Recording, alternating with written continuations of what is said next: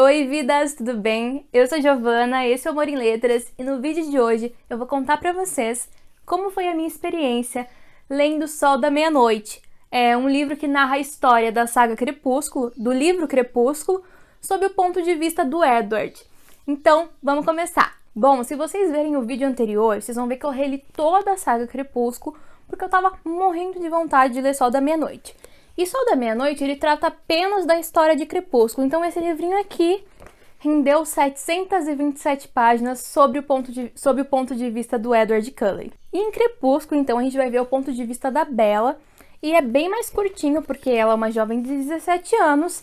E no outro livro a gente vai ter um vampiro de 105 anos narrando a história. Não que a narrativa da Bella não seja boa, mas a narrativa do Edward da história é muito, muito rica. Porque ele lê mentes. Então, tecnicamente, ele sabe praticamente tudo o que está acontecendo. Menos o que acontece dentro da cabeça da Bella, porque ela é imune aos poderes dele. Bom, Sol da Meia-Noite foi lançado no ano passado, em agosto, então agosto de 2020, pela editora Intrínseca. Ele é um livro bem lindo, assim, 727 páginas. Um calhamaço. Mas, bom, esse livro aqui não foi uma coisa que ela escreveu agora.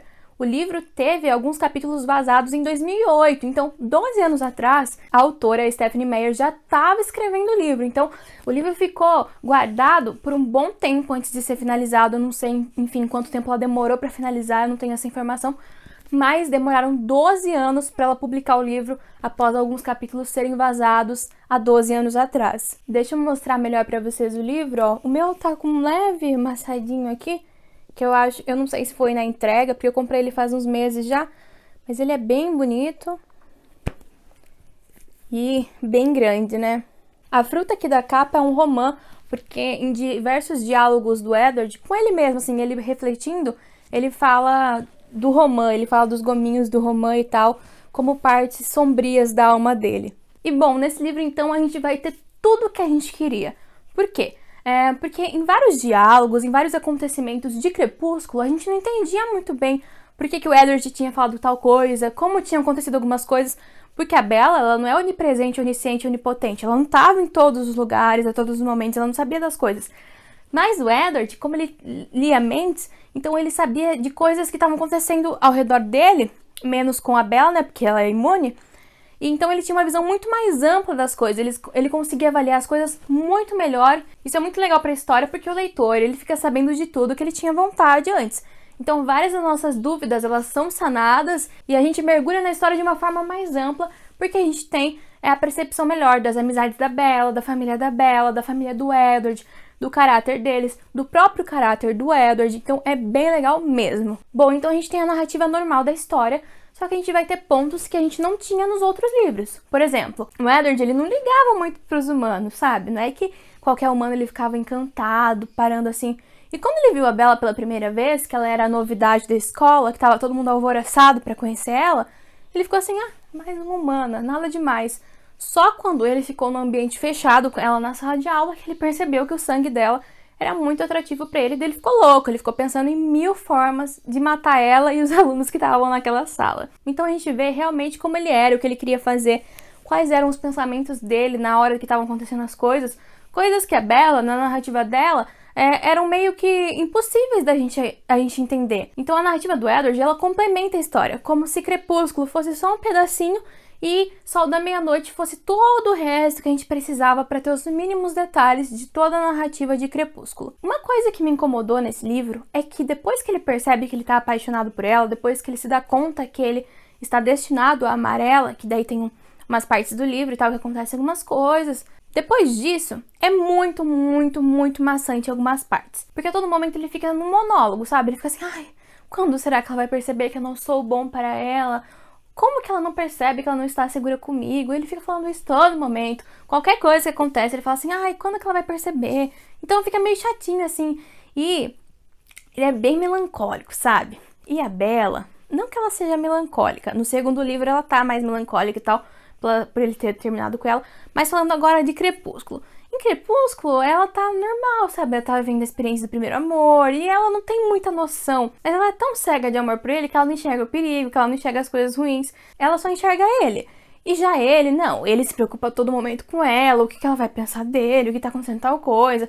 ele fica pensando todo momento que ele não consegue ler a mente dela. E tem horas que é meio chato isso, porque até chegar o momento em que eles encontram os nômades na clareira, quando tá tendo o jogo de beisebol, que encontram daí o James, a Victoria e o Lawrence, até aquele momento tava muito chato a história, não muito chato, mas tava meio repetitivo esses monólogos dele, sabe? Ai, quando será que ela vai perceber que eu sou repulsiva, não sei o quê.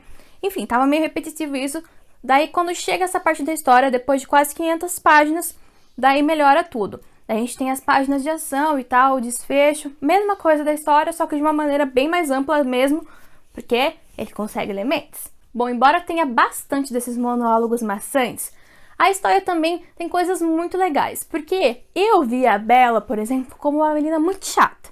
Só que ele mostra pra gente todas as qualidades que ele enxerga nela, sabe? Ele mostra pra gente como ela era benevolente, como ela era altruísta, o gosto ótimo que ela tinha pra livros, como ela se preocupava com a mãe, com o pai dela, como ela sempre cuidou deles. Mesmo ele não lendo a mente dela, ele conseguia analisar nas respostas dela essas coisas, como ela tratava os colegas dela de classe, os amigos. Enfim, ela era uma pessoa muito legal, muito gente boa. O único defeito da Bella é ser apaixonada pelo Edward, na minha opinião. É brincadeira, gente. Eles dois, eles combinam muito, eles dão muito certo. Só que é aquele amor doentio, sabe? Não é aquela coisa saudável, eles dois. E realmente não é. A gente vê desde o primeiro livro até o último que não é realmente um amor saudável. Mas é o amor deles. Eles são possessivos.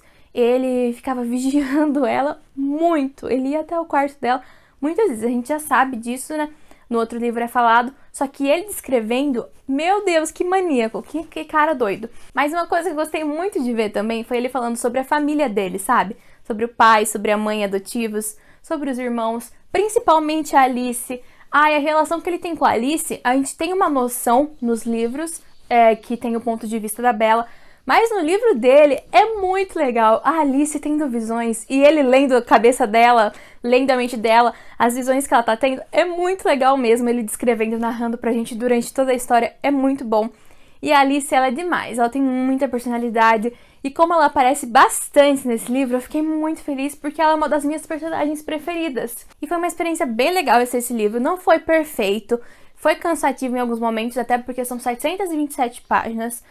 Não é um livro que você vai ler extremamente rápido, é um livro que vai demorar um tempo pra você ler. Só que é bem legal, tá dentro da mente do Edward, entender as coisas, ter uma visão mais ampla de tudo, mais minuciosa, ver como ele se apaixonou por ela, ver o que ele achava de graça naquela menina, na Bella, entendeu? Que antes eu não entendia, por que ele se apaixonou por ela?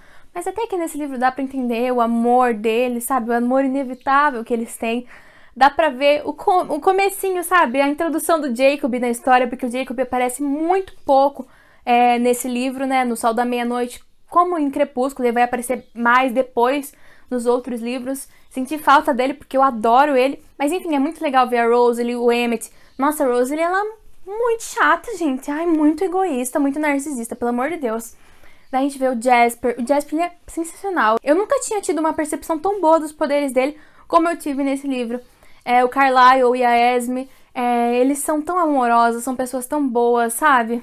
É muito legal ver sobre essa visão, porque o Edward, como ele lê a mente de todo mundo, a gente consegue ter as opiniões dele sobre o caráter da família dele, e também a gente consegue tirar as nossas pelo que eles próprios estão pensando. Então, assim, recomendo pra você ler? Recomendo se você é fã da saga. Se você não é fã da saga, eu acho que, assim, talvez seja melhor você começar com Crepúsculo mesmo, porque é uma narrativa mais rápida e até mesmo mais leve para você ser introduzido na história.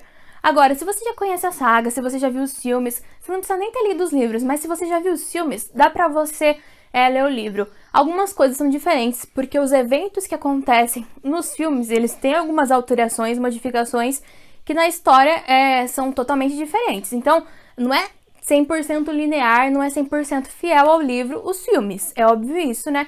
Mas enfim, eu acho que dá pra você ter uma boa percepção. E o Edward, ele é ótimo pra narrar a história, menos com esses monólogos dele a todo momento, se questionando. Mas enfim, relevando isso, a experiência com a leitura é muito legal e bem nostálgica. E é muito, muito gostoso mesmo conhecer a mente do nosso herói. Eu gostei um pouquinho menos dele depois de ler o livro. Gostei de algumas partes mais, de outras menos, mas no geral ele caiu um pouquinho no meu conceito.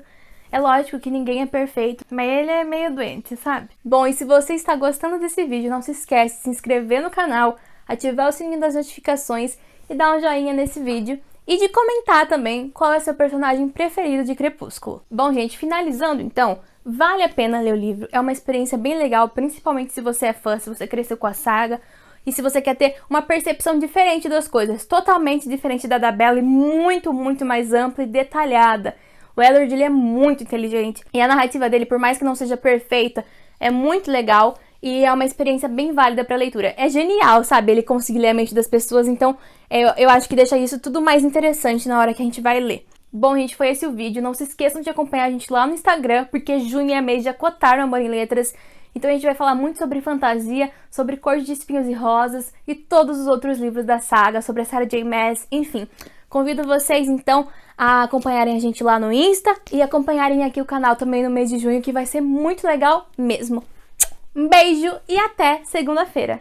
Ah, esqueci de falar, o vídeo de segunda-feira vai ser sobre meus lidos do mês, para finalizar então maio e a gente já começar junho com a Cotar. É isso, gente!